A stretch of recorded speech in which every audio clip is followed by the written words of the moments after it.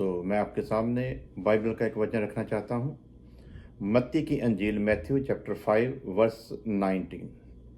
मत्ती दी अंजील ਉਹਦਾ 5 अध्याय ਉਹਦੀ 19 आयत। मत्ती की अंजील 5 अध्याय उसकी 19 आयत।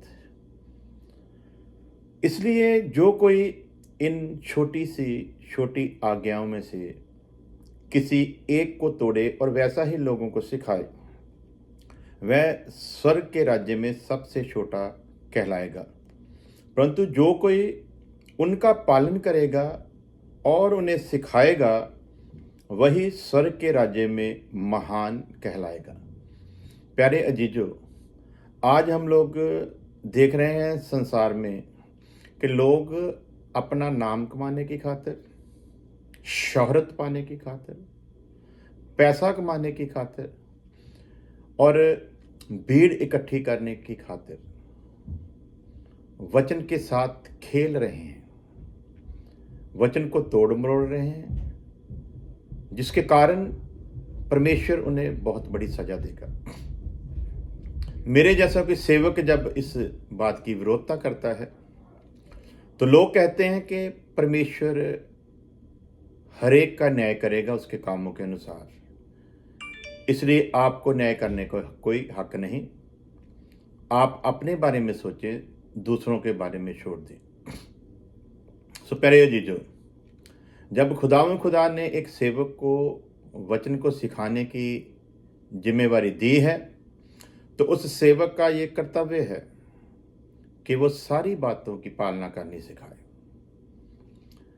इसी वचन में लिखा है, जब प्रभु यीशु मसीह ने नियम के खिलाफ काम को होते हुए देखा तो यीशु मसीह ने कोड़ा बनाया और हैकल में जितने भी लोग, ऐसे लोग जो हैकल में बिजनेस करते थे, जिन्होंने हैकल को बिजनेस का एक अड्डा बना लिया था, प्रभु यीशु मसीह जो प्रेम से भरा हुआ है, उस वक्त प्रभु यीशु मसीह अपने प्रेम को नहीं बल्कि अपने क्रोध को प्रकट करता है। तो जब हम क्रोध करते हैं, इसका मतलब ये नहीं कि हम प्रभु यीशु मसीह की जगह ले रहे हैं। मैं वचन में से दलील देकर आपको समझाने की कोशिश करता हूं, क्योंकि कुछ मूर्ख लोग ऐसी बातों का कमेंट करते वक्त कह देते हैं, वो प्रभु यीशु था, आप प्रभु यीशु थोड़ी हो। वो पतरस था, आप पतरस थोड़ी हो। वो पौलुस था, आप पौलुस थोड़ी हो। क्योंकि जिसने विवाद करना है उसको कुछ ना कुछ ऐसा मटेरियल चाहिए जिससे वो अपनी गलती को छुपा सके। हम देखते हैं यीशु मसीह ने कोड़ा बनाया। संत पौलुस ने जब बेनिजमी को देखा तो उसने कहा कि क्या तुम ये चाहते हो कि मैं तुम्हारे पास लाठी लेकर आऊं? प्यारे अजीजों, प्रेम की भी परिभाषा को समझना होगा कि जिस प्रेम के विषय में बाइबल हमें बताती है वो प्रेम है क्या। क्रोध के विषय में भी समझना होगा कि क्रोध कहाँ करना है और कहाँ नहीं करना है। गुस्सा कहाँ करना चाहिए, कहाँ नहीं करना चाहिए।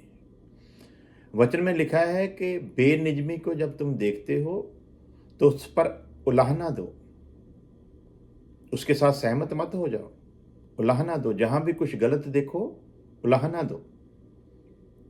तो जब कोई उलाहना देता है तो कह देते हैं कि आपको जज करने का कोई अधिकार नहीं।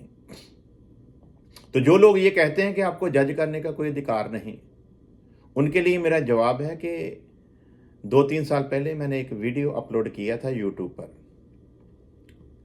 वी कैन जज एन अदर। हम किसी को भी जज कर सकते हैं और वचन में ही हमें ये अधिकार दिया गया है। इसलिए जो लोग ये कहते हैं कि तुम्हें जज करने का कोई अधिकार नहीं, उनको वचन का ज्ञान ही नहीं है। मैंने पिछले अपनी वीडियो में बताया था कि परमेश्वर का जो वचन, जो कलाम, जो बाइबल हमारे पास है, वो एक कसौटी की तरह है। वो कसौटी की तरह जिसमें हम देखते हैं कि एक सुनियार जो है ना, वो सोने को परखने के लिए कि वो उसकी जो मात्रा कितनी है, उसको जांचने के लिए, उसको परखने के लिए कितने % सोना सही है, वो कसौटी पर उसको चेक करता है, और हमें कोई अधिकार नहीं है कि हम किसी को जज करें। लेकिन वचन हमें बताता है कि हरेक आत्मा को हमने वचन जो कसौटी की तरह काम करता है उसके द्वारा चेक करना है। तो जब वचन के द्वारा हम किसी को जज करते हैं तो जज करने वाले हम नहीं, बल्कि वही है जिसके पास न्याय करने का अधिकार है। उसी का वचन है। इसीलिए यीशु मसीह ने कहा कि पाखरू आएगा, वो तुम्हें मेरी ही बातों में से लेकर सिखाएगा, वो अपनी ओर से कुछ नहीं कहेगा। सो हम जब वचन की बात करते हैं तो वो पवित्र आत्मा जो हमें मिला है उस वचन को खोलकर आप तक भेजता है। बोलने वाले हम नहीं होते, बोलने वाला पवित्र आत्मा होता है। हम तो एक जरिया है, जैसे पवित्र कलाम लिखा गया है, लिखाने वाला पवित्र आत्मा है, लिखने वाले 40 लिखारी हैं, उसी तरह हम हैं। सो वचन के साथ हम जज करते हैं, जिसको भी करते हैं, अपनी अकल अपनी समझ से नहीं। यदि हमें वचन के अनुसार जज करने का अधिकार नहीं तो कृपया आप हमें बताएं कि यदि हमें किसी चीज़ का निर्णय लेने का अधिकार ही नहीं तो हम सच और झूठ में कैसे फर्क को जानेंगे? धर्मी और गुनहगार को कैसे पहचानेंगे? अंधकार और ज्योति की पहचान कैसे करेंगे? सच्चे वचन और गलत वचन की पहचान कैसे करेंगे यदि हमें निर्णय लेने का अधिकार ही नहीं? सो प्यारे जीजो, जिसको ये लगता है ना कि हमें अधिकार नहीं, वो उस वीडियो को जरूर देखे जिसके बारे में मैंने जिक्र किया, वी कैन जज एन अदर। सो उसमें आपको आपके सारे सवाल के जवाब मिल जाएंगे। सो आइए हम लोग देखते हैं वचन जो हमने पढ़ा। इसलिए जो कोई इन छोटी सी छोटी आज्ञाओं में से किसी एक को तोड़े और वैसा ही लोगों को सिखाए, वह स्वर्ग के राज्य में सबसे छोटा कहलाएगा। सो प्यारे जीजो, मैंने एक वीडियो डाली पिछले दिनों। पंजाब के एक बहुत बड़े सेवक ने प्रभु यीशु मसीह के जन्मदिन के मौके पर इंडस्ट्री से, फिल्म इंडस्ट्री से कुछ लोगों को बुलाया। कुछ हीरो हीरोइन उस स्टेज पर आए, कुछ टीवी कलाकार उस स्टेज पर आए, और उसके विषय में मैंने एक वीडियो डाला। और इसी तरह बहुत सारे और भी लोगों ने वीडियो डाला था, और मैं उस सेवक का एक वीडियो फिर देख रहा था जिसमें उन्होंने उस विषय पर अपनी सफाई दी जिन्होंने ये स्टेज प्रोग्राम किया और उस पर इन कलाकारों को बुलाया। उसने बहुत सी उदाहरणें दी हैं, मैं थोड़ा थोड़ा करके थोड़े छोटे छोटे क्लिपों में आप तक पहुंचाता रहूँगा। एक उदाहरण उन्होंने दी थी कि एक जनाकार औरत प्रभु यीशु मसीह के पास आई थी। तो जो इंडस्ट्री के लोग हैं वो जनाकारों से अच्छे हैं। यदि प्रभु यीशु मसीह एक जनाकार औरत को अपने पास बिठा सकता है, अपने साथ चला सकता है, तो ये लोग तो उनसे बेहतर हैं। हम ये नहीं कहते कि इंडस्ट्री के लोग गुनहगार हैं या वो गलत हैं, नहीं, वो भी इंसान ही हैं। वो अपना एक पार्ट अदा करते हैं वहाँ पर, वो उनका काम है। वो प्रभु को नहीं पहचानते। जिस दिन उनको प्रभु की पहचान हो जाएगी और उन्हें पता चल जाएगा कि असल जीवन क्या है, वो हो सकता है इस काम को ही छोड़ दें। कोई बड़ी बात नहीं, बहुत सारे लोगों ने ऐसे त्याग किए हैं। तो उनका प्रभु के इस प्रोग्राम में आना कोई गलत बात नहीं थी। वैसे तो हम तो प्रभु यीशु मसीह के जन्मदिन को ना कभी मनाया और ना हम इसमें बिलीव करते हैं। जो करते हैं हम उनके लिए बात कर रहे हैं, क्योंकि हमारे लिए तो हर दिन प्रभु का जन्मदिन होता है और हर दिन प्रभु का सलीबी दिन होता है जिस दिन उन्होंने अपनी शहादत दी। तो हम तो हर रोज धरती पर आए हुए प्रभु का प्रचार करते हैं। हर रोज हम वो क्यों कुर्बान हुआ उसका प्रचार करते हैं, वो क्यों आकाश पर उठाया गया उसका प्रचार करते हैं, और वो किस लिए दोबारा इस जमीन पर आने वाला है उसका प्रचार करते हैं हर रोज।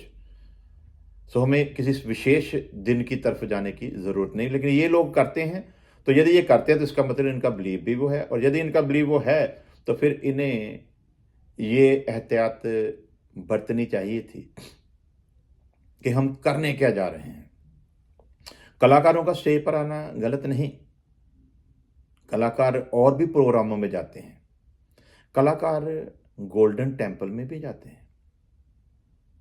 क्या कभी आपने ऐसी वीडियो देखी कि कोई कलाकार गोल्डन टेम्पल हरमंदिर साहब में गया हो और वहाँ पर जाकर उसने कॉमेडी प्रोग्राम किया हो, या किसी सिख प्रोग्राम में यहाँ पर गुरु ग्रंथ साहब का प्रकाश हो और वहाँ पर किसी कलाकार ने ऐसे तमाशा वहाँ पर किया हो, या किसी मस्जिद में आपने देखा हो।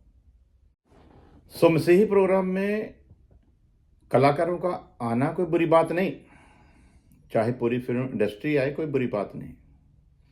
यदि जनाकार औरत की हम मिसाल दें कि प्रभु यीशु मसीह ने तो उसको भी कबूल किया था, तो साथ में ये भी बताए ना, वो जनाकार औरत जो प्रभु यीशु मसीह के पास आई थी, प्रभु यीशु मसीह के पास आने के बाद उसका जीवन बदल गया था। ये भी बताएं कि उसने अपनी जनाकारी के जीवन को छोड़ दिया था। तो यदि आप उस जनाकार औरत की तुलना इन कलाकारों से करते हैं, तो क्या इन कलाकारों ने अपनी वो कलाकारी छोड़ दी?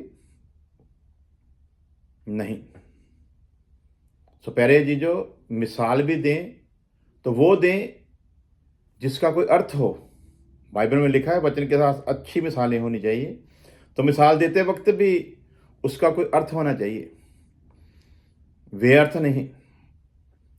सो देखते हैं, कलाकारों को लाएं आप, कोई बात नहीं, लेकिन कलाकार मर्यादा में रहें। जैसे एक कलाकार डरते और कांपते हुए श्री हरमंदिर साहब में जाता है, जैसे एक कलाकार डरते और कांपते हुए मस्जिद में जाता है, वैसे ही उसको प्रभु की स्टेज पर भी होना चाहिए था। उसे पता होना चाहिए था यहाँ पर परमेश्वर के लोग हों, वहां पर परमेश्वर की हजूरी पुलपट की बात नहीं है। जो आपने पुलपट की बात छेड़ी कि आपका पुलपट अलग स्टेज पर था, उनका बैठना अलग स्टेज पर था, बात पुलपट की नहीं मेरे प्यारे भाई। बात तो यह है कि वचन में लिखा कि जहां 2 या 3 मेरे नाम में इकट्ठे होते हैं, मैं उनमें हाजिर होता हूं। तो वो जो प्रोग्राम है वो प्रभु यीशु मसीह के जन्मदिन को मुख्य रखकर वो मनाया जा रहा है। वहां पर लोग प्रभु यीशु मसीह के लिए इकट्ठे हुए हैं। यहां 2 या 3 मेरे नाम में इकट्ठे हों, मैं वहां पर हाजिर हूं। वहां पर प्रभु यीशु मसीह हाजिर है, और प्रभु यीशु मसीह जहां हाजिर हो वहां पर ऐसी नौटंकी चले। और एक सेवक जो अपने आप को प्रभु का खादिम कहता हो, वो इस गलती को मानने की बजाय उस पर और एक सफाई देने की कोशिश करे, तो इसका सीधा सीधा मतलब ये है कि उस सेवक को वचन का ज्ञान नहीं। भीड़ को इकट्ठी करने से कोई मसला हल नहीं होता। 32 लाख लोग थे मूसा के पीछे यहूदियों के ग्रंथ के मुताबिक। 32 लाख लोग, बच्चे, औरतें, मर्द, 2 लोग पहुंचे थे। सो भीड़ से नहीं मतलब मर्यादा है। तो क्या आपने वहां पर मर्यादा कायम रखी? आपका विरोध करने का कारण ये नहीं कि हमें आपसे नफरत है। आपका विरोध करने का कारण ये नहीं कि आपने वहां पर एक्टर लोगों को बुलाया या हीरोइनों को बुलाया है। ये मकसद नहीं है विरोध करने का। विरोध करने का मकसद सिर्फ यही है कि आप इन बातों को समझें और भविष्य में ऐसी गलती ना करें। और रही बात, किसी ने कमेंट किया था कि परमेश्वर प्रेम है, आपको प्रेम करना चाहिए। तो प्रेम की परिभाषा भी समझनी होगी कि प्रेम किससे करना है, कैसे करना है। तो जिनको वचन का ज्ञान नहीं, वो ऐसी बातों को लेकर आ जाते हैं। तो मैं समझता हूं कि उनको अभी वचन सीखने की जरूरत है कि प्रेम किससे करना है। प्रेम पौलुस करता था, लेकिन उसने पतरस की क्लास लगाते वक्त कोई ध्यान नहीं दिया। कोई उसने परहेज नहीं किया। जितनों ने भी गलती की उनके नाम ले लेकर उसने अपनी पत्रियों में लिखा, किस किस आदमी ने कैसे कैसे सेवा के नाम पर गलत काम किए हैं। सो ये इख्तियार बाइबल ने हमें दिया है, जहां कुछ गलत देखो उस पर उलाहना दो। तो हमें उम्मीद है कि भविष्य में अगर हमारे ये भाई ऐसे ही कलाकारों को बुलाएं तो कम से कम मर्यादा को ध्यान में रखें। आपको भीड़ें इकट्ठी करने का शौक है, कोई बात नहीं, करें, उससे हमें कोई प्रॉब्लम नहीं, लेकिन मर्यादा को जरूर कायम रखें। वो आए, वहां पर आपसे दुआ करवाएं, आप उन्हें प्रभु का वचन सुनाएं और उन्हें ये बताएं कि जो संसार से दोस्ती करता है वो परमेश्वर का दुश्मन है। उनको बताएं, क्योंकि उनका जीवन टोटल संसारिक जीवन है। और आप एक सेवक होते हुए उनको बताएं, क्योंकि जैसे आपके लिए बाकी रूहें हैं वैसे ही वो भी हैं।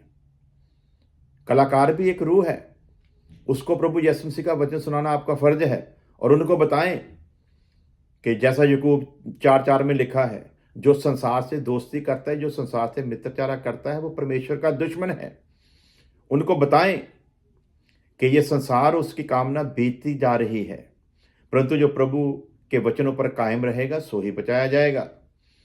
उनको बताएं कि दौलत से प्यार मत करो, दौलत के लिए ऐसे काम मत करो जिनके कारण आपका आत्मा और प्राण हमेशा नरक की आग में जलें। ये 70-80 साल, 50 साल, 100 साल का जीवन, यहाँ पर तो आप ऐशो आराम से निकाल लोगे, लेकिन आपके मरने के बाद आपके साथ क्या होने वाला है, ये एक सेवक होते हुए आपको उन्हें बताना आपका फर्ज है। आपका फर्ज ये नहीं कि कोई प्रभु के प्रोग्राम में आकर स्टेज पर खड़ा होकर वहां पर कॉमेडी करे, गंदी बातें करे, और एक सेवक होते हुए आप वहां पर हंसें और उनकी इन गंदी बातों में आप खुद शरीक हो जाएं। हंसना मतलब उनके साथ सहमत होना। जबकि एक सेवक होते हुए यदि परमेश्वर का आत्मा आप में काम करता था तो उसी वक्त आपको उन्हें भी डांट देना चाहिए था। आपको ये उनका मुंह देखकर न्याय नहीं करना, आपको उन्हें भी डांट देना चाहिए था कि भाई आप प्रभु के प्रोग्राम में आए हो, यहां 2 या 3 इकट्ठे होते हैं, प्रभु उनमें हाजिर है, यहां पर परमेश्वर की हजूरी है। और परमेश्वर की हजूरी में कितना डर होता है। यदि आपने वो वाक्य को पढ़ा हो बाइबल में कि जब परमेश्वर मूसा से बात करने के लिए पहाड़ पर उतरा था, जब परमेश्वर का जलाल पहाड़ पर उतरा था, तब वहां का माहौल क्या था, कितना डर था। ये आप यदि उन्हें बताते स्टेज पर ही तो हम आपको सैल्यूट करते कि भाई खुदा आपको और ज़्यादा बरकत दे। लेकिन आप उनके उस नौटंकी के प्रोग्राम में आप खुद भी शामिल हो गए, और नौटंकी का आलम यह हुआ कि आप खुद कहने लग पड़े कि मैं महिमा चौधरी का दीवाना था, अब मैं पाप छोड़ चुका हूं। जो छोड़ चुके हो उसे स्मरण भी क्यों करते हो? जब परमेश्वर ने कहा कि तुम्हारे पाप कितने भी ज्यादा, कितने भी गंभीर क्यों ना हो, चाहे लहू की तरह लाल भी क्यों ना हो, जो मैंने माफ कर दिया उसे मैं कभी स्मरण नहीं करवाऊंगा, तो आपको भी उसे याद करने की जरूरत नहीं। और खास करके ऐसी बात को दोहराने की एक सेवक के मुंह से ये शोभा नहीं देती। हम आपको ये बताने की कोशिश कर रहे हैं, ऐसी बात एक सेवक के मुंह से शोभा नहीं देती कि मैं दीवाना था और फिर आप कहें कि मैंने अब पाप छोड़ दिया है। वो आपने पाप छोड़ा है, आप और परमेश्वर जानता है। लेकिन यदि अब भी आपके अंदर कोई शरीर की इच्छा है, उसे भी आप खुद और परमेश्वर जानता है। लेकिन जो आप पब्लिक के सामने पेश करोगे उस पर पब्लिक का तो रिएक्ट आएगा।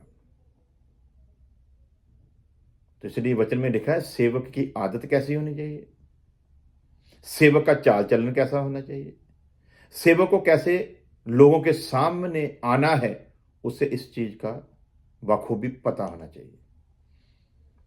तो थोड़ा थोड़ा करके मैं इन बातों को शेयर करता रहूँगा। और मैं फिर कहूँगा, ये वीडियो डालने का मकसद आपको छोटा बनाना, ये वीडियो डालने का मकसद आपकी सेवकाई को खराब करना, ये वीडियो डालने का मकसद आपसे नफरत करना नहीं, बल्कि ये सब कुछ हम इसलिए जनता के सामने ला रहे हैं और हम दुआ करते हैं ये आप तक जरूर पहुंचे, ताकि भविष्य में आप जब कभी ऐसा करो तो मर्यादा का जरूर ख्याल रखें। वरना आपके साथ हमारा कोई ना तो कोई कंपटीशन है, मैं अमेरिका में हूं, आप इंडिया में हैं, ना तो आपकी वजह से जो प्रभु ने मुझको सेवकाई दी है उसमें कुछ विघ्न आ रहा है, और ना मेरी वजह से आपको कोई आ रहा है। हमारा आपसी कोई कंपटीशन नहीं। आपको प्रभु ने जो सेवा दी हुई है आप वो निभा रहे हो, मुझे जो सेवा दी हुई है मैं निभा रहा हूं, और मैं खुश हूं कि प्रभु का नाम फैल रहा है। लेकिन जहां पर ऐसा कुछ बेनिजमी देखी जाएगी तो एक दास होने के नाते मैं जरूर बोलूंगा। उसके लिए आपके भक्त लोग मुझे गालियां दें, गलत कमेंट करें, आप मुझे गलत कहें, उससे मुझे कोई फर्क पड़ने वाला नहीं। लेकिन जहां पर जो गलत है उसे मैं गलत कहूंगा, और एक सेवक होने के नाते आपको भी एक सेवक समझते हुए मैं आपको यह सलाह जरूर दूंगा, भविष्य में यदि आप कुछ ऐसा करें तो मर्यादा का पूर्ण रूप से ध्यान रखें। खुदा आप सबको, सुनने वालों को बरकत दे। सबको मेरी ओर से जय मसीह की।